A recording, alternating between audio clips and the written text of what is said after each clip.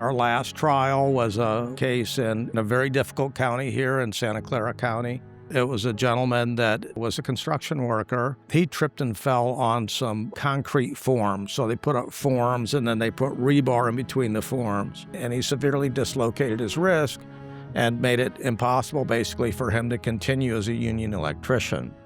Well, of course, the defense in this case offered $40,000 to settle his case. That's it, for somebody that had a career-ending injury. Well, they were surprised when came back with a over $3 million verdict on that $40,000 offer.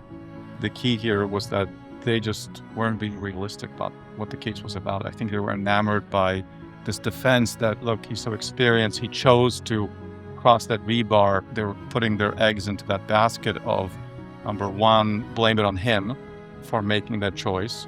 And number two, blame it on the employer because supposedly they didn't train him well enough.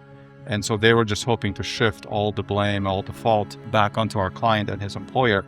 And that didn't work. The employer got zero liability. Our client got, I think, 20%. We consider that to be quite successful. But I think the jury kind of saw through those defenses and through those arguments. I remember there were times during the lawsuit where, Mark and I, our emphasis is always to be reasonable, right? Every position we take has to be reasonable. We want to do the best for the client, but we also want to build credibility with the jury, build credibility with the judge. And time and again, what we saw was we were taking the reasonable, the logically consistent positions, and the other side was just, trying the best that they could to just kind of throw things at the wall and just seeing what sticks.